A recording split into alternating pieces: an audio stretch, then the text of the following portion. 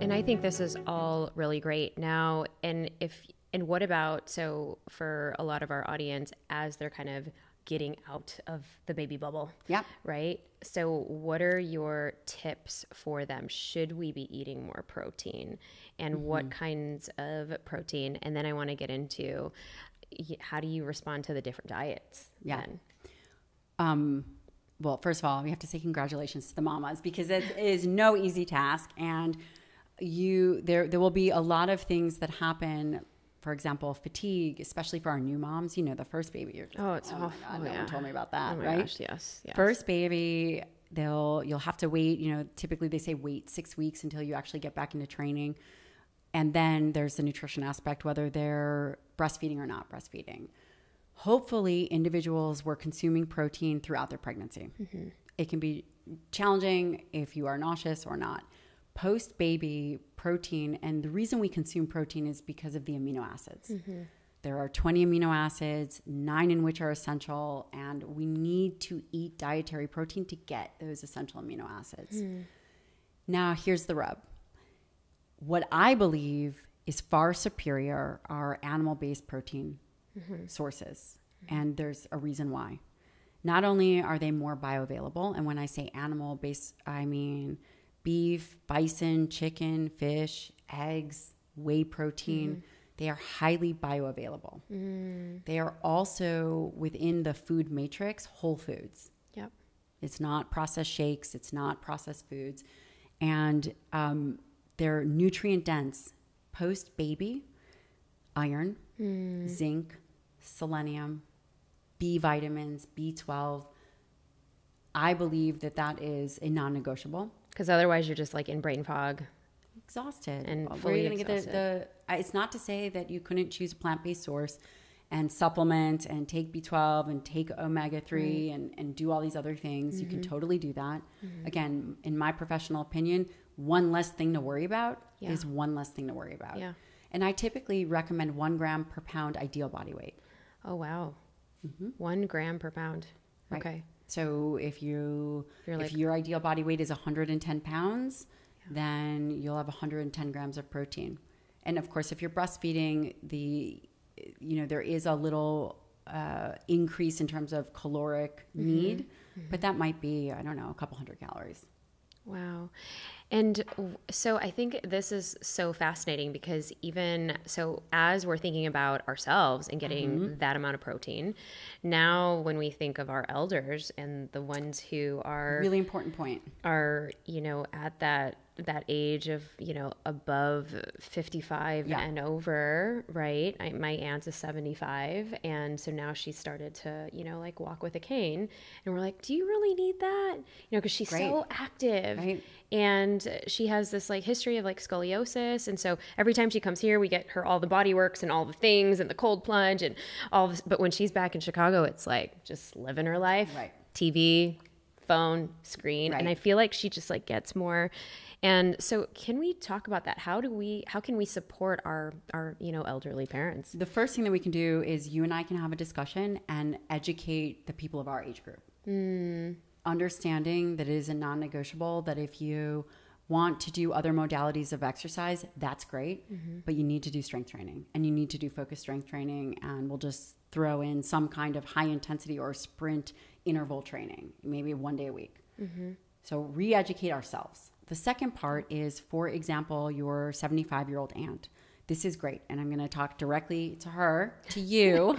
And the thing that we need to think is that actually the need for dietary protein increases as we age. Oh, it does. It doesn't decrease. And in fact, it's even more critical because the overall food intake is much lower. Do you know that I'm a geriatrician by training?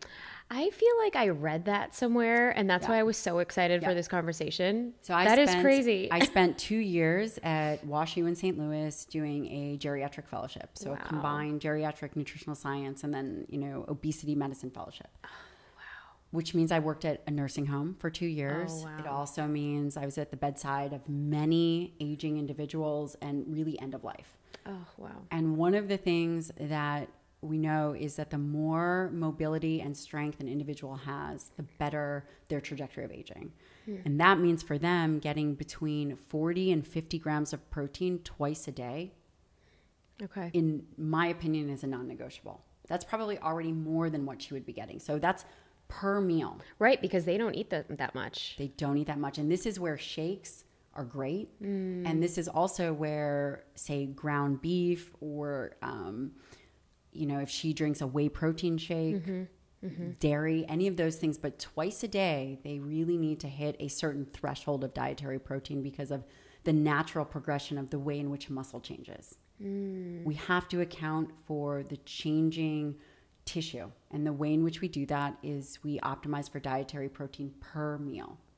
Wow. And I feel like I read somewhere that like as we get older, we're more prone to, or at least the elderly are more prone to, breaking a hip or falling, right? That's like the one thing that we have to worry about for her is she'll come down the stairs in our, everything's bigger in Texas home and, trip on one step and you're like, oh my goodness, and that becomes a really big deal. So how do you address that? With knowledge and understanding that, that's very challenging. And this is why physical training and doing some kind of explosive training as you are maturing is really important. And explosive training can be something different for everybody. Maybe it's just being able to step off a box, right? And so that's an explosive training. Training how to do that, step off a box and land in a position where you're going to be able to protect yourself, right? Could she jump onto a box? Not necessarily, but stepping up, stepping down, training stability and proprioception is key. But you cannot discount the fact that she needs high quality protein. And that becomes critical. And of course, vitamin D helps with muscular strength and fatigability, those kinds of things. But where the concern lies is when the aging population listens to all the noise in the health and wellness space, that becomes very dangerous. And I would say while you're young, there's a lot of room for error. That window to make mistakes closes, and it closes swiftly. Like what age range? It's a great question, but the older you get, the less room for error you have. Whether that's 30 or 40, every decade, every year, you close the gap. Oof. And really educating yourself and educating oneself on the importance of dietary protein and the importance of proper physical training becomes critical. And all the noise and all the arguments, that's all a distraction.